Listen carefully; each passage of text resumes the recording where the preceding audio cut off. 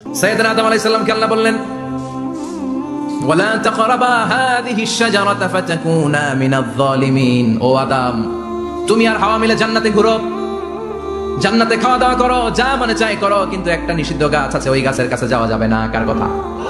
সব খাও, সব করো, কিন্তু নিষিদ্ধ গাছের কাছে যাওয়া যাবে না। আদম আলাইহিস সালাম শয়তানের ওয়াসওয়াসায় পড়ে ওই গাছের ফলই খেয়ে ফেললেন।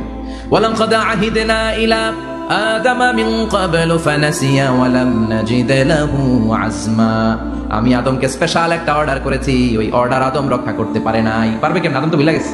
আদম আলাইহিস সালাম কি করছে? ভুলে গেছে। ভুল করে তিনি খেয়ে ফেললেন। শয়তানের ওয়াসওয়াসায় পড়ে শুধু আদমই খান নাই, হাওয়াও খেলেন আলাইহিস সালাম। খাওয়ার সাথে সাথে ওনাদের জান্নাতের পোশাকগুলো খুলতে আরম্ভ করলেন, নেকেড হতে শুরু করলেন।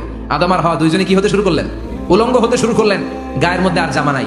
সম্মানিত ভাইরা, এখানে শিক্ষণীয় যে বিষয়টা সেটা হচ্ছে শয়তানের কাজ, শয়তানের মিশন জান্নাতেও যেটা ছিল দুনিয়াতেও এটা। শয়তানের মিশন হচ্ছে আদম জাত বনি আদমের দেহ থেকে কেমন করে কাপড় খোলা যায়।